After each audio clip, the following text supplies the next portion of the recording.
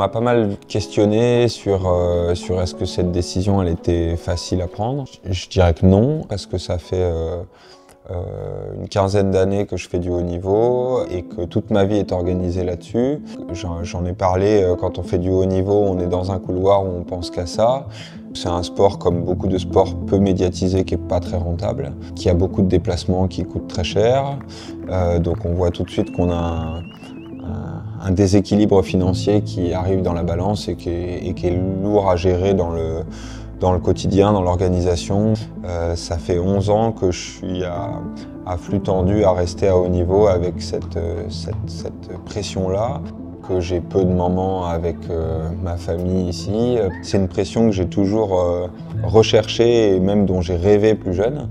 Donc je la regrette pas du tout. J'arrive juste à un moment de ma vie où je préférerais maîtriser plus mes attentes, l'équilibre de ma vie vis-à-vis de tous ces sacrifices qu'il faut faire pour le haut niveau.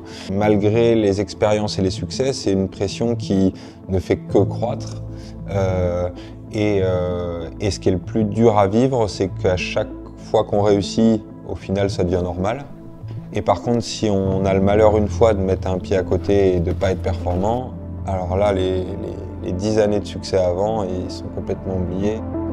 L'objectif que je m'étais fixé, c'était de toujours être dans les meilleurs cavaliers mondiaux. Dans ces 12 années de haut niveau, j'ai toujours été numéro 1 français, j'ai toujours été entre la 3e et la 15e place mondiale. Pour ce faire, il faut tenir un rythme de compétition de haut niveau très élevé. Pour ça, il faut un énorme réservoir de chevaux. Il en faut en gros 4 ou 5 qui sont prêts à aller sur le niveau 4 et 5 étoiles, et il faut tous les chevaux en préparation, 3-4 chevaux par génération, ce qui me faisait faire environ 40 semaines de concours par an, avec 4 chevaux par semaine. Et ce rythme-là a fait que j'ai été pendant longtemps le cavalier français qui a engagé le plus d'épreuves à l'année.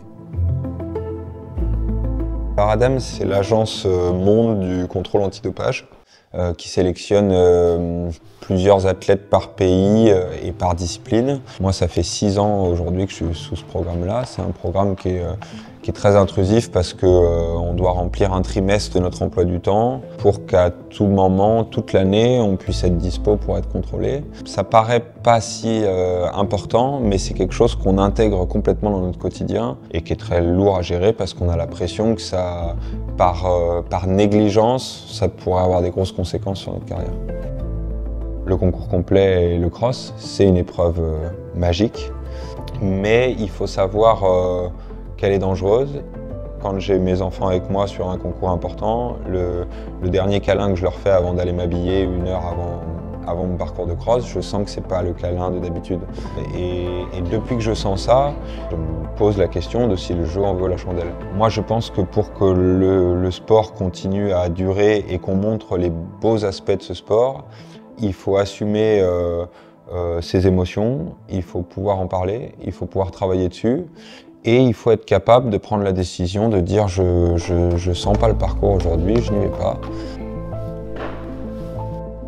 Il y a des sacrifices qui aujourd'hui me paraissent trop gros à faire pour continuer cette vie-là, dans ce rythme-là, et les enfants en font partie. Ils sont en train de grandir, ils commencent à avoir des passions, j'aimerais les accompagner aussi dans leurs passions. Et voilà, je pense que c'est un équilibre qu'il faut trouver et qu'il ne faut pas se retourner trop tard. En tout cas, dans ma vision des choses, il ne faut pas se retourner trop tard en n'ayant fait que des choses pour soi. Et ça fait longtemps qu'il y a beaucoup de gens qui font des choses pour moi. J'aimerais un peu leur rendre l'appareil.